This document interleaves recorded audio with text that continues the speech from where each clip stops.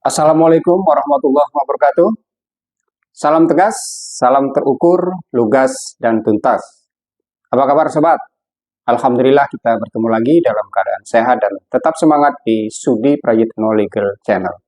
Sobat, tidak lama lagi, tepatnya hari Senin tanggal 24 Februari 2024 yang akan datang, Mahkamah Konstitusi akan menjatuhkan sebanyak 40 putusan yang sifatnya final dan mengikat dalam perkara perselisihan hasil pemilihan kepala daerah atau PHPKADA tahun 2024 dalam sidang yang dilaksanakan secara terbuka untuk umum.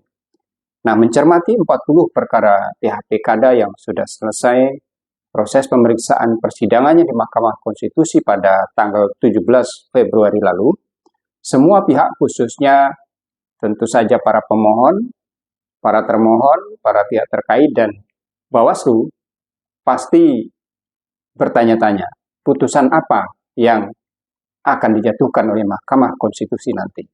Apakah Mahkamah Konstitusi akan mengabulkan permohonan pemohon? Atau justru sebaliknya, menolak permohonan pemohon? Atau mungkin tidak salah satu di antara keduanya, yaitu menyatakan permohonan tidak dapat diterima atau need on van verklaar. Nah, berkaca dari sedikit pengetahuan dan pengalaman yang saya miliki selama lebih dari 10 tahun menangani perkara PHPKADA di Mahkamah Konstitusi sejak 2010 lalu, saya yang kebetulan tidak menjadi kuasa dari salah satu pihak dalam perkara PHPKADA kali ini, memprediksi akan terjadi kejutan dalam putusan Mahkamah Konstitusi yang akan dijatuhkan tanggal 24 Februari nanti. Apa itu? Mari kita simak kupasannya. Sobat, putusan Mahkamah Konstitusi dalam perkara PHPKADA dapat dijatuhkan dalam dua keadaan atau dalam dua momen. Yang pertama, momen atau keadaan setelah pemeriksaan persidangan, di mana Mahkamah Konstitusi dapat menjatuhkan putusan atau ketetapan yang sering disebut juga dengan putusan dismissal, yaitu putusan yang kemudian mengakhiri proses tanpa melalui pemeriksaan persidangan lanjutan, di mana akan dilakukan proses mendengarkan keterangan saksi, ahli, dan juga pengajuan bukti surat tambahan. Kenapa ini terjadi? Karena permohonan dinyatakan tidak memenuhi syarat formil.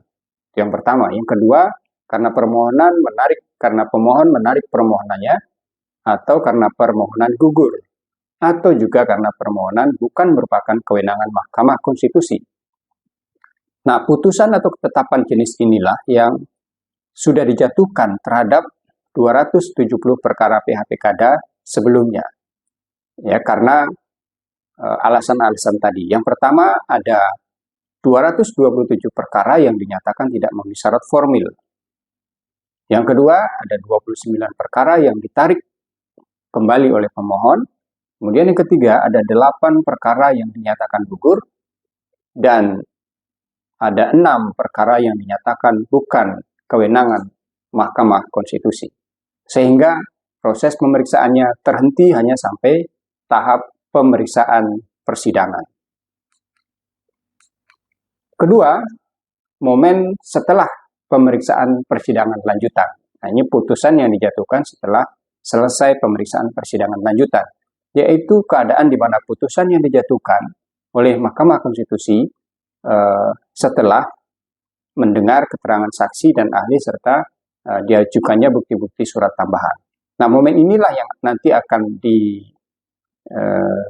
terjadi pada tanggal 24 Februari 2025 yang akan datang, di mana ada 40 perkara PHPKADA yang ditentukan nasibnya oleh putusan Mahkamah Konstitusi.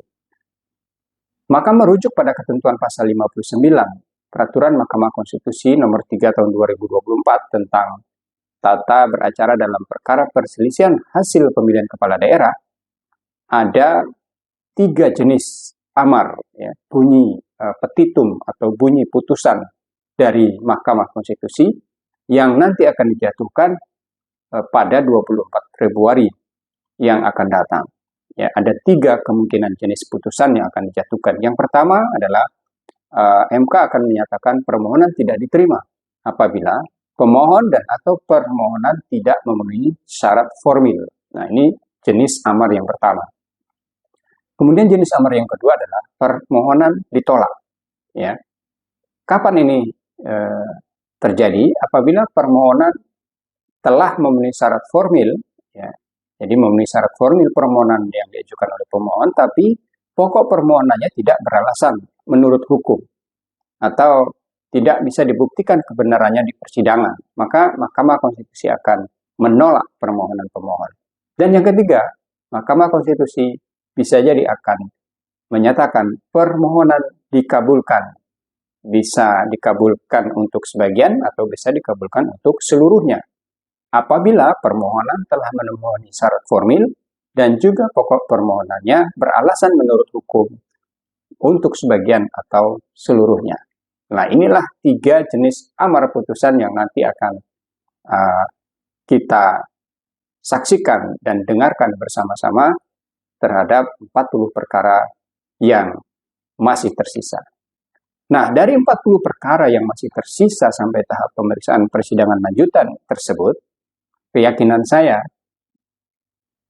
mengatakan bahwa selain akan mengabulkan beberapa permohonan, MK juga akan menolak permohonan yang lain, bahkan akan ada yang dinyatakan tidak dapat diterima.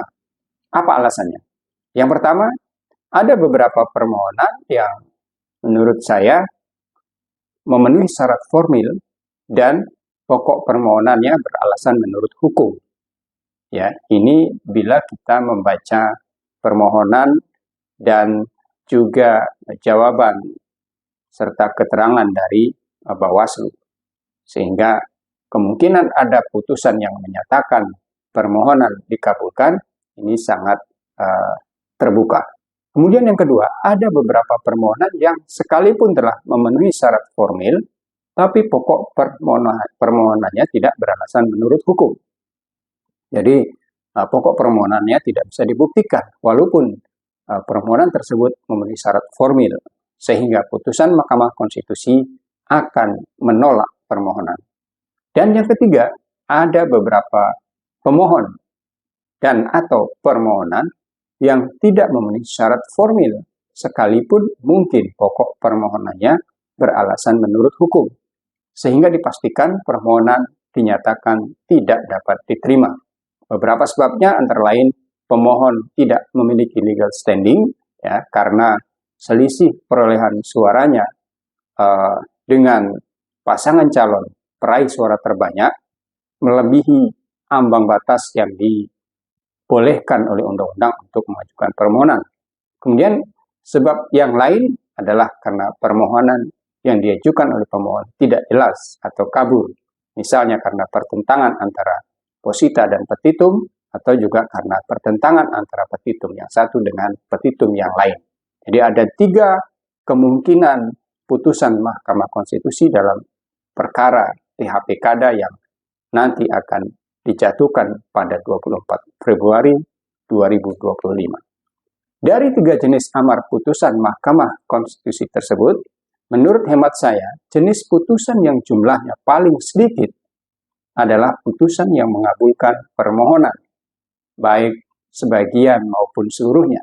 Mengapa? Karena sangat sedikit jumlah permohonan yang memenuhi syarat formil, sekaligus yang beralasan menurut hukum pokok permohonannya. Nah, sobat, apapun prediksinya, hasil akhir tetap ada di tangan para hakim Mahkamah Konstitusi melalui putusannya yang bersifat final dan mengikat.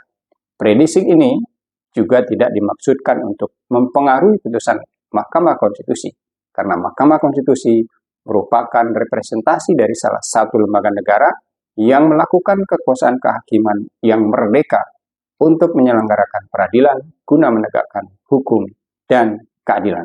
Mari kita tunggu bersama tanggal 24 Februari 2025 yang akan datang. Terima kasih dan sampai jumpa di kesempatan yang lain. Assalamualaikum warahmatullahi wabarakatuh.